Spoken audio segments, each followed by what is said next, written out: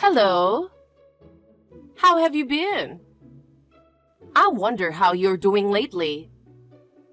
I suddenly couldn't stop thinking about you, and I just had to reach out. Hello. Sorry, but to be honest, I'm not sure who this is. What can I do for you? Could it be that you've got the wrong person? Oh my! Have you forgotten? We used to talk about all sorts of things back in the day. Huh? Do you remember that time? About what happened in the garden or the day we all went out together? It was so much fun. How could you have forgotten? I'm really sorry, but I truly don't have any recollection. Could you tell me specifically who you are? Or maybe give me a clue to help me remember. A clue, huh? Oh, I know. Do you remember talking about that plant you were carefully growing in your garden? What's up with that plant now? Is it still growing strong? Plants? To be honest, I don't know what you're talking about. Are you sure this message is meant for me? I'm sure it's for you. You're Anne, right? Yes. I knew it wasn't a mistake.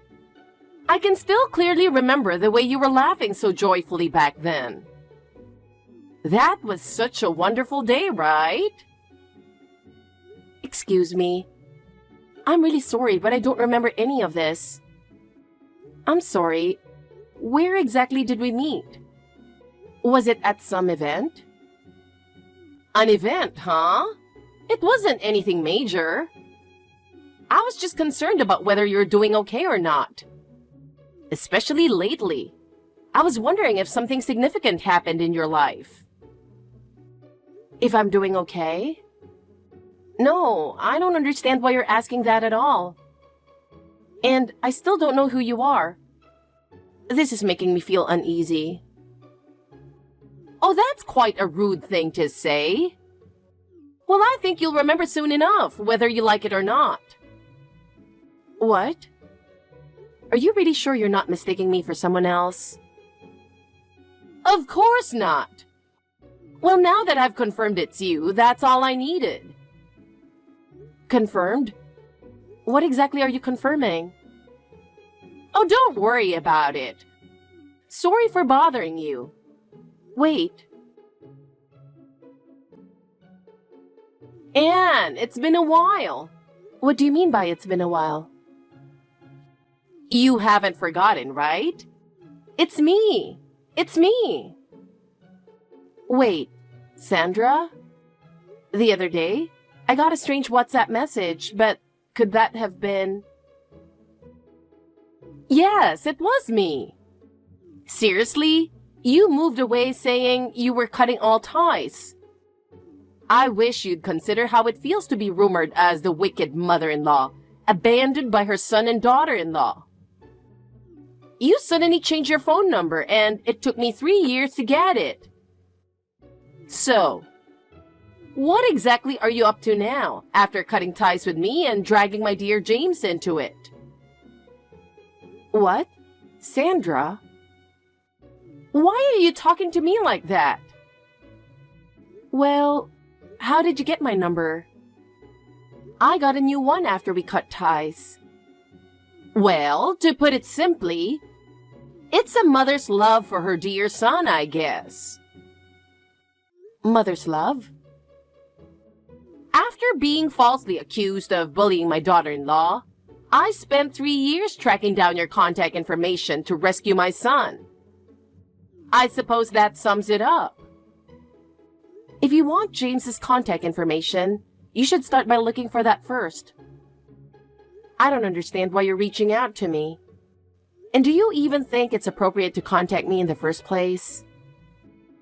It's true that I initially tried to find James' contact, but I couldn't get any leads.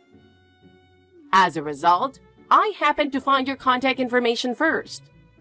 But since I was able to connect with you like this, at least that's some progress. Of course, I would have preferred to speak with James directly. But now that I've reached you, it feels like I've connected with James in a way. Even though it's far from ideal, maybe this is fate. So please give me James's contact information. I'm sorry, but unfortunately, I don't know how to reach him. We're living completely separate lives now, so I have no way of knowing. Huh? Are you serious? How can you not know your own husband's contact information? I can't believe that's possible. You really don't know? What? Don't tell me you don't know that we're divorced.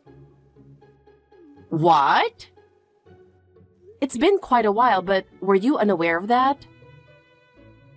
Divorced? You actually got divorced? I had no idea. 6 months after we cut ties with you, Sandra, we got divorced. That was 3 years ago.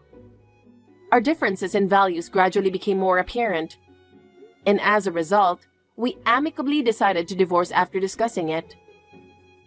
It was a mutual decision made out of respect for each other, so there were no conflicts, and we parted ways cleanly.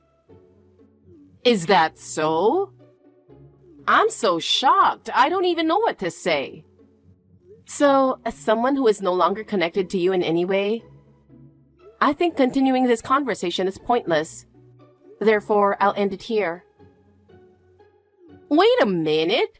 This conversation isn't over yet, Anne. I still have many questions to ask you, so I'm not letting this end just like that. I believe you have an obligation to answer properly. Hey, Anne. I'm still not satisfied with yesterday's conversation. Explain it to me from the beginning. Sandra, please give me a break. What are you talking about with that attitude? It's only natural that you should have informed me. But it's already been 3 years since the divorce. Please ask James directly. Are you still saying that? You divorced him without even telling me. You better cut this nonsense out. You know what? I'm married to another man now. That's a lie. What? If that were true, then why hasn't James come back to me? If you're divorced, he should have returned to me. Naturally, without your influence, that's what would happen. But that's not the case in reality. You know what that means, don't you? No, I don't. If you're divorced, it means your hold over him is gone. Normally, my son would come back to his mother and we'd live together like before. That's the natural course of things. So why hasn't James shown up in front of me yet? There must be a reason for this. A reason, you say? In other words, the divorce is a lie. You must be hiding something or trying to deceive me. Otherwise, I can't understand why James would go to such lengths to avoid me. Tell me what you're plotting. Even if you say that, the divorce is real, and I'm not hiding anything. We talked things through and parted ways amicably. What more do you want me to explain? Stop with the excuses and give me James's contact information. I'm only asserting my rightful claim as his mother. The quickest way for me to contact my son is for you to give me his contact information, right? Or are you still hiding something from me? I'm telling you, I don't know. I really don't know. I have no reason to contact James anymore, and I don't have his contact information. No matter how many times I say it, you won't believe me. So you're determined not to tell me. You're trying to keep James hidden from me, but that won't work. Then just give me my grandchild. What?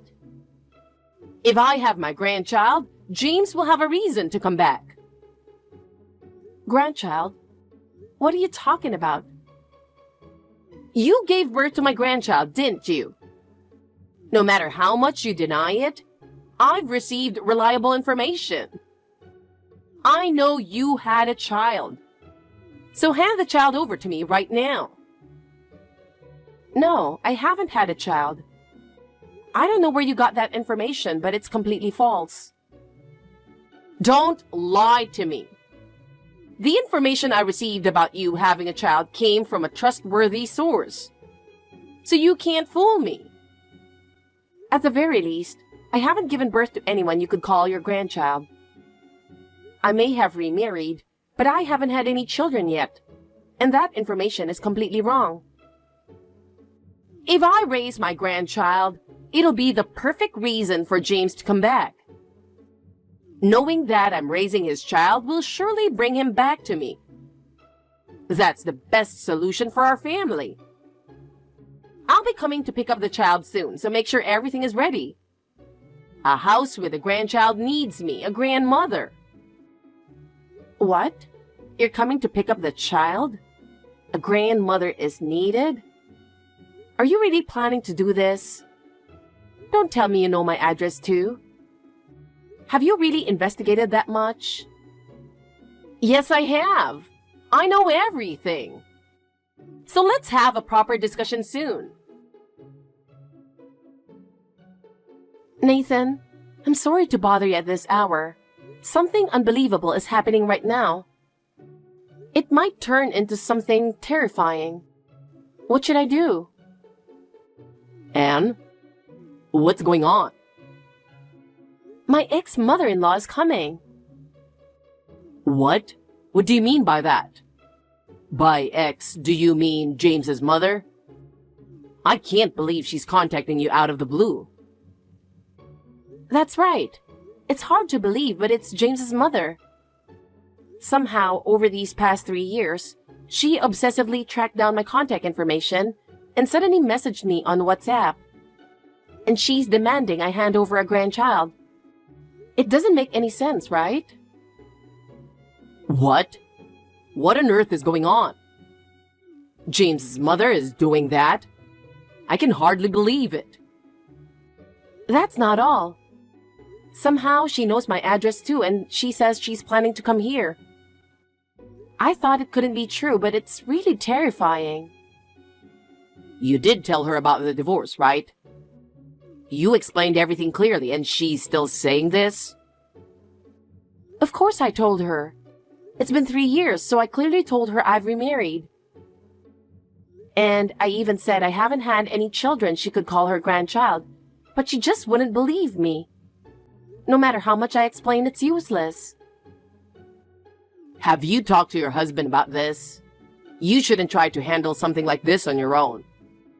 You need to have a solid plan in case something happens. I've told him about the situation, but unfortunately, he's on a business trip overseas right now. And he's on the other side of the world, so even if he tries his best, it'll take 3 days to get back. I'm really at a loss with no one to rely on. I see. That's worrying. Well, for now, why don't you come take shelter at my place? There's no way I'd do nothing when my sister is in trouble, right? I'll make sure you're safe, so don't worry. Are you sure about this? I'm really going to be a bother, are you sure? Thank you, Nathan. Of course. My wife is right here saying, don't worry, just come over. Well, make sure you feel safe and supported. Just gather up what you need and let me know as soon as you're ready. I'll come pick you up. Thank you so much. I really appreciate it. I'm sorry to trouble you, but I'm counting on you. Anne? I was planning to come tomorrow, but I couldn't wait. So here I am. Any sneaky tricks won't work on me. Now hand over my grandchild right away. What? Wait, you're already here? Could it be that you've turned off your doorbell?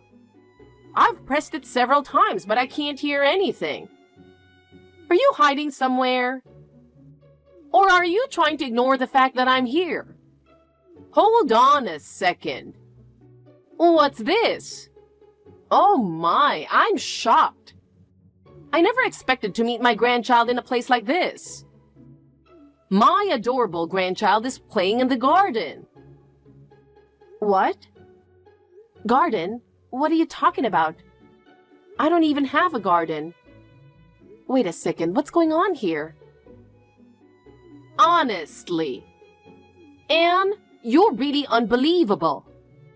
Leaving a child unattended in the garden and going off somewhere? What on earth are you thinking? I can't believe it. Wait, like I said earlier, I don't have a garden. You must be mistaken about what you're seeing. Where exactly are you looking to say something like that? I won't listen to any excuses from a failed mother like you.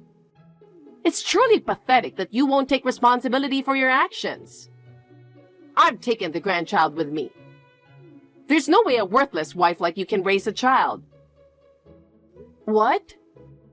Wait, this is really bad.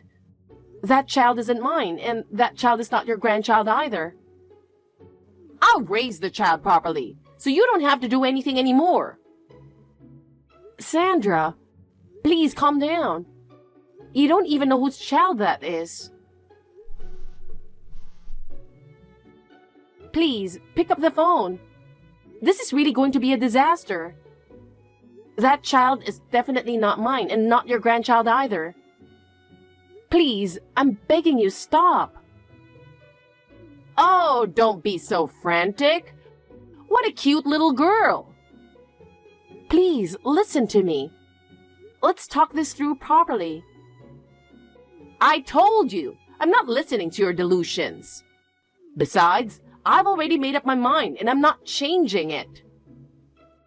No, you can't do this.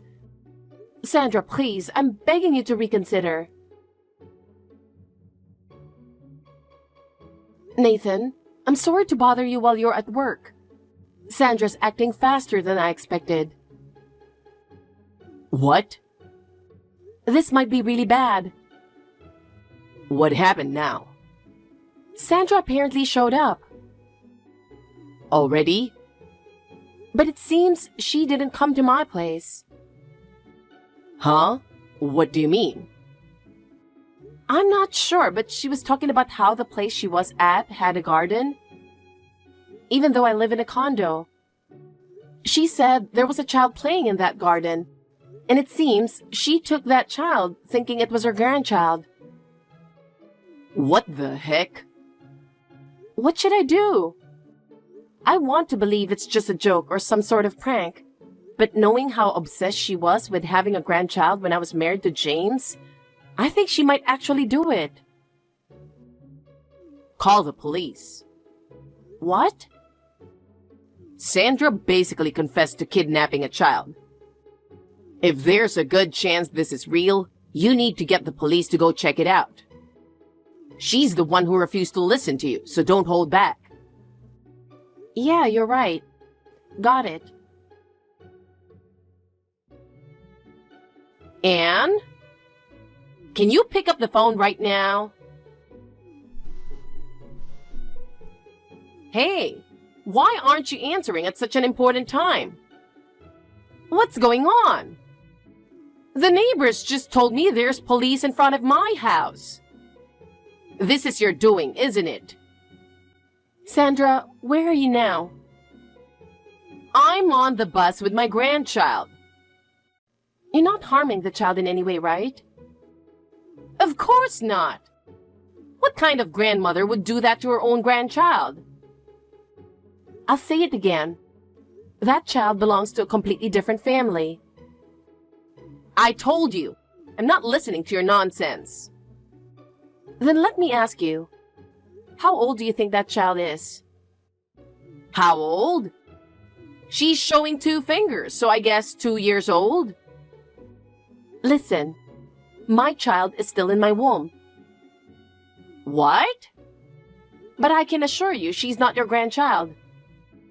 That's absolutely certain.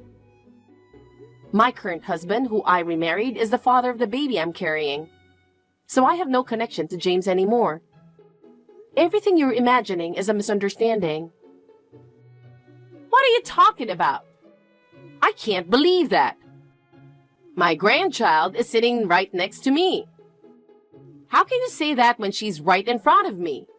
You can't fool my eyes. Isn't that why the police are at your house?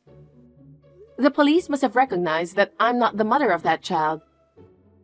Please, think about this calmly once more. What? What are you talking about? I can't understand this at all. Why on earth did you mistake that 2-year-old child for my own? I don't have such a child, and to believe someone else's child is your grandchild. There's something seriously wrong with you. But I went to pick up my grandchild from the house near Central Station's south exit in Jersey City, where you and James lived. The child was playing in the garden there, so of course I thought she was my grandchild. That place? That's the rental house where James and I lived after cutting ties with you and until our divorce. We live in a completely different place now, and the child there has nothing to do with us. What? Come to think of it, after we moved out, I heard a newlywed couple moved in, and I believe the wife was pregnant at the time. So their child must be around 2 years old now. What? Then this child is... Most likely that couple's child. In fact, they've already reported that their daughter who was playing in the garden is missing. Then where is my grandchild? At the very least, I haven't had any children. Also, I might not get another chance to tell you this, so I'll say it now. What is it? The reason James and I cut ties with you together is because your control and over-involvement as his mother became so overwhelming that it took a severe toll on his mental health. What? Not to mention the harassment I endured as his wife.